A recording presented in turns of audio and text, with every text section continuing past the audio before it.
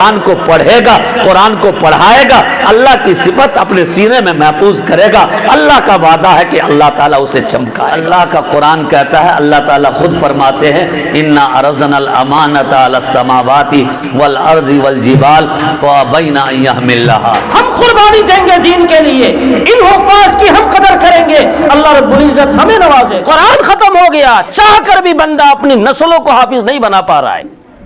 کیوں؟ ایسی ہی ناقدری کی نوبت آئی تھی۔ السلام علیکم ورحمۃ اللہ وبرکاتہ، آپ دیکھ رہے ہیں دیش کی آواز اور میں ہوں ڈاکٹر محمد علی حسن۔ ابھی ہم موجود ہیں پھلپراس انومنڈل کے برہمپور مدرسہ دارالقرآن کے پاس، اور یہاں یہ وسیع میدان کے اندر میں چار حفاظ کرام جو ہے حفظ قرآن کریم کو مکمل کیا، اور یہ چار خوش نصیب بچے ہیں، دیکھ سکتے ہیں۔ ابھی کچھ دیر کے بعد مدھوبنی شہر کے دو ہونہار اور ذی شعور اور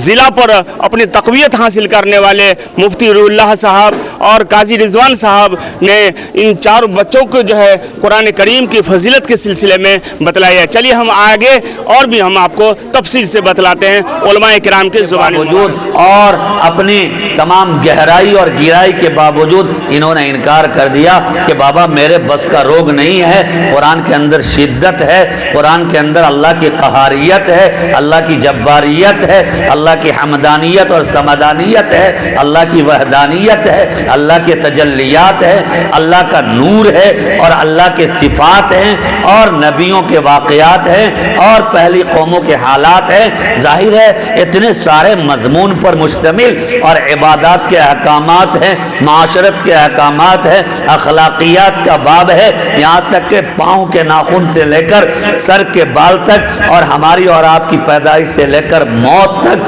بلکہ موت کے بعد آنے والی زندگی کے حالات بھی قرآن کے اندر ہے۔ آسمان نے کہا نہیں بابا، یہ میرے بس کا روگ نہیں ہے کہ اتنے سارے مضمون پر مشتمل کتاب کو، اس کے بوجھ کو میں اٹھاؤں، اور زمین نے بھی انکار کر دیا اور پہاڑ نے بھی انکار کر دیا۔ اللہ فرماتے ہیں کہ جب ان تمام بڑی بڑی مخلوقات نے انکار کر دیا تو میں نے جاہل اور مظلوم، جاہل اور ظالم، جسے ظلام اور جسے جاہل فرمایا گیا ہے، کہ انسان ایسی مخلوق ہے جو ظالم بھی ہے اور جاہل بھی ہے، انجان بھی ہے اور ظلم کرنے والا بھی ہے۔ فرماتے ہیں کہ میں نے انسان کے حوالے کیا، اور نبی کے واسطے سے، جبریل کے واسطے سے اس قرآن جو عظمت والی قرآن ہے میں نے نبی کے حوالے کیا۔ میرے بزرگوں، یہیں سے ایک سوال کا جواب بھی مل جاتا ہے کہ قرآن جو آج بہت آسانی کے ساتھ ہمارے بچے پڑھ لیتے ہیں، ہم پڑھ لیتے ہیں، ہمارے بوڑھے یاد کر لیتے ہیں، ہماری بیٹیاں اور بہنیں یاد کر لیتی ہیں، ہماری خواتین اور بڑی آسانی کے ساتھ انہیں یاد کر لیتی ہے۔ ایک وقت قرآن کا ایسا بھی تھا جب قرآن کے اندر بھاری پن تھا، قرآن کے اندر عظمت تھی، اور قرآن کا پڑھنا بہت آسان نہیں تھا۔ اللہ کا قرآن کہتا ہے لا تحرک بھی لسانک لتعجل بھی ان علینا جمعہ وقرآن۔ جب قرآن نازل ہوتا، جبریل امین اس کی تلاوت کرتے، تو اللہ کے نبی اس ڈر اور خوف کی وجہ سے کہ قرآن اللہ کا کلام ہے، عظمت والا کلام ہے، کہیں ایسا نہ ہو کہ میں پوری توجہ کے ساتھ اور پوری قوت کے ساتھ اس کو اپنے اندر سمونے اور اسے اپنے اندر یاد کرنے کی صلاحیت نہ رکھوں، تو آپ جلدی جلدی زبان کو چلاتے تھے اور جلدی جلدی اسے یاد کرنے کی کوشش کرتے تھے۔ رب العالمین نے کہا آپ گھبرائیں نہیں، یہ کلام، یہ صفت ہے میری، جس طرح رحمان صفت ہے میری، رحیم صفت ہے میری، میں جس طرح میں اپنی حفاظت کر رہا ہوں، میری تمام صفات بھی مجھے محبوب ہے، میں تمام صفات کی حفاظت کرنے کا میں خود ذمہ دار ہوں، اور یہ قرآن بھی میری ایک بڑی صفت ہے،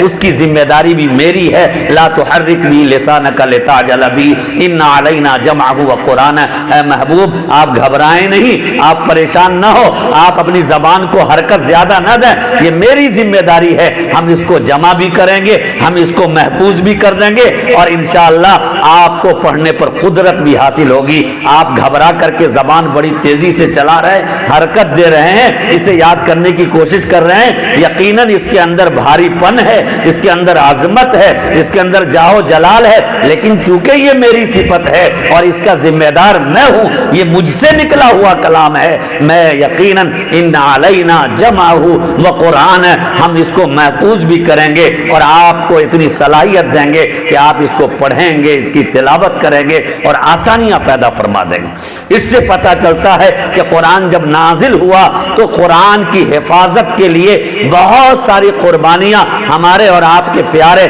آقا و مولا جناب محمد الرسول اللہ صلی اللہ علیہ وسلم نے اٹھائی، بڑی برداشت کرنی پڑی اور بہت کچھ سہنا پڑا، تب جا کے قرآن ہمارے اور آپ کے لیے آسان بن گیا۔ نبی کریم صلی اللہ علیہ وسلم کے بارے میں وحی کے باب میں حدیث شریف میں آتا ہے کہ جب قرآن نازل ہوتا تو اس کی عظمت اتنی ہوتی، اتنی عظمت ہوتی، اتنی عظمت ہوتی کہ آپ کے پسینے نکلنے لگتے تھے، آپ پریشان حال ہو جاتے تھے۔ میرے بزرگوں، آپ کو یہ تصور کرنا ہوگا کہ آج قرآن جتنی آسانی کے ساتھ ہم پڑھ رہے ہیں، ایک وقت تھا قرآن کے نزول کا، ایک وقت تھا قرآن کے اترنے کا، وہ بہت کٹھن مرحلہ تھا اور بہت ہی پریشان کن معاملہ تھا۔ اس پریشانی کو اور اس کٹھنائی کو اور اس برداشت کو اور اس تمام سختیوں کو اللہ کے نبی صلی اللہ علیہ وسلم نے اور آپ کے قلب اطہر نے اس کو برداشت کیا، اور وہ اس لیے تاکہ آنے والی امت، قیامت کی صبح تک آنے والی امت بڑی آسانی کے ساتھ قرآن کو پڑھ لے، قرآن کو سیکھ لے اور قرآن سے اپنی وابستگی کا اظہار کرے۔ آج بڑی خوشی ہو رہی ہے کہ الحمدللہ ثم الحمدللہ ہر ادارے کے ذمہ دار پورے سال محنت کر کے، پورے سال جد و جہد کر کے، در در کی ٹھوکریں کھا کر کے، یہاں وہاں جا کر کے، آپ سے خوشامد کر کے بچوں کے کھلانے، بچوں کے رہنے سہنے اور ان کے تمام ضروریات کا تکفل کرنے کی فکر کے ساتھ بچوں کو ایسے ہی اللہ کے کلام سے وابستہ کرنے کی کوشش کرتے ہیں۔ میں ایسے موقع سے کہا کرتا ہوں کہ اگر کوئی اہل مدارس اور کوئی مدرسے کا ذمہ دار پورے سال کے آخر میں اور سال کے آخر میں آپ کو پورے سال کا حساب و کتاب اگر پیش بھی نہیں کرے، لیکن آخر سال میں اپنی روداد اور اپنی کارگزاری کے طور پر کوئی دعائیہ تقریب کر کے امت کے سامنے اور ملت کے سامنے چند افراد کو تیار کر کے حافظ قرآن کی شکل میں اگر وہ پیش کر دیتا ہے، خدا پاک کی قسم اس سے بڑا حساب اور کچھ نہیں ہو سکتا، اس سے بڑا حساب و کتاب کچھ نہیں ہو سکتا، کیونکہ چند حفاظ کرام اگر پیدا ہو جاتے سال بھر کے اندر، گویا یہ پورے قوم کی امامت اور پورے قوم کی پیشوائی کی صفت اس کے اندر پیدا ہو جاتی ہے، چاہے وہ جمن میاں کا بیٹا کیوں نہ ہو، کہ اس کی حیثیت سماج میں کچھ بھی نہیں اور اس کا مقام و مرتبہ کچھ بھی نہیں، لیکن جب اس کی وابستگی قرآن سے ہو گئی اور اپنے سینے کو قرآن کے لیے کھول دیا اور قرآن مقدس کو جو اللہ کی صفت ہے اپنے سینے میں محفوظ کر لیا، تو اللہ کا نبی بشارت دے رہا ہے، ان اللہ تعالی یرفع بہذا الکتاب اقواما